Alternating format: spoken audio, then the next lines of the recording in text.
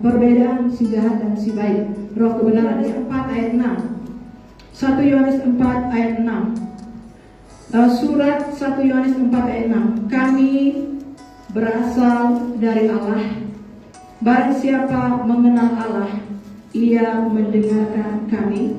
Barang siapa tidak berasal dari Allah, ia tidak mendengarkan kami.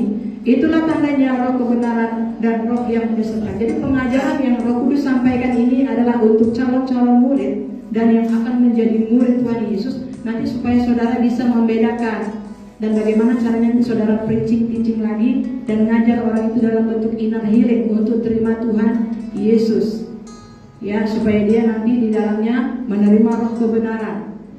Ya, dan kalau dia udah menerima roh kebenaran, dia akan menjadi taat. Karena itu pekerjaan Roh Kudus. Tuhan tidak suruh jadikan jemaat ya, jadikan semua bangsa murid Yesus Kristus. Kita nggak bisa jadikan murid Tuhan kalau kita belum jadi murid dulu ya. Saudara yang kesayangan Tuhan ya, ini bedanya ya. 1 Yohanes 4 ayat 6 kata Yohanes, kami berasal dari Allah.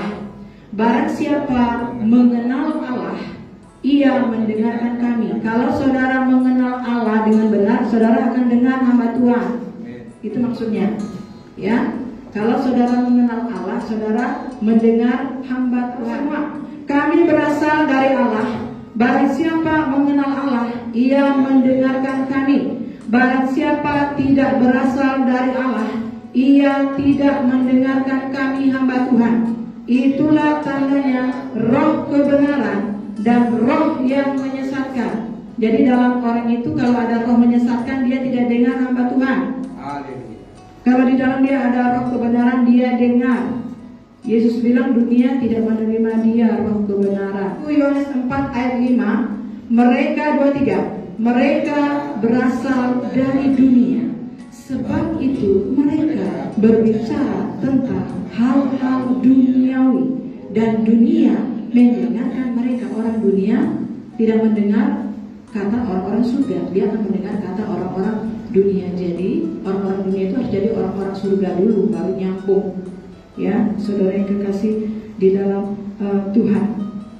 Kemudian ini dia pendusta. 1 Yohanes 4 ayat 20. Seorang berkata, aku mengasihi Allah dan ia membenci saudaranya, maka ia adalah pendusta. Karena barang siapa tidak mengasihi saudaranya yang dilihatnya, tidak mungkin mengasihi Allah yang tidak dilihatnya. Saudara itu adalah yang melakukan kehendak Bapa. Di sini siapa saudara Tuhan Yesus? Yang melakukan kehendak Bapa, yang melayani Yesus, yang meminjam, yang memberitakan firman, yang berdoa, yang melayani, yang melakukan kehendak Bapa. Percaya, terima Yesus, bertobat. Kalau saudara percaya, terima Yesus, saudara lakukan kehendak Bapa, saudara ini saudaranya Yesus. Kalau saudara sebagai inang-inang, berarti saudara inangnya Yesus.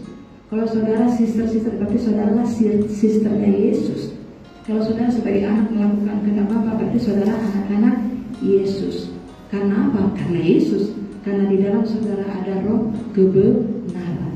Tapi yang tidak, di dalamnya ada simbolis roh yang menyesatkan. Kok bisa ya? Iya, itu kan hati tadi, sudah baca hati kan? Terus lagi diulang-ulang ya. Ini kan untuk murid-murid ya, supaya mengerti ya. Jadi siapa saudara Tuhan Yesus? Kata Tuhan Yesus waktu dilihat Yesus, Yesus itu mamamu. Itu mamamu udah cari kau udah pelayanan berapa lama nggak pulang. Itu saudaramu gitu ya. Baru Yesus jawab, siapa sih mamaku? Siapa saudaraku? Mamaku, inangku adalah yang melakukan kehendak Bapa. Itu yang nunggu di luar itu Maria yang melahirkan Yesus.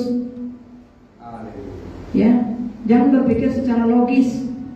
Yesus itu firman, roh, dia Allah, hanya pinjam rahim. Tapi kan kalau orang dunia kan dia, kenapa sih kok nggak hormat sama mamamu? Itu kan logik. Ya, kalau Yesus kan tidak, dia roh. Siapa mamaku? Siapa saudaraku? Mamaku adalah yang melakukan kehendak Bapa.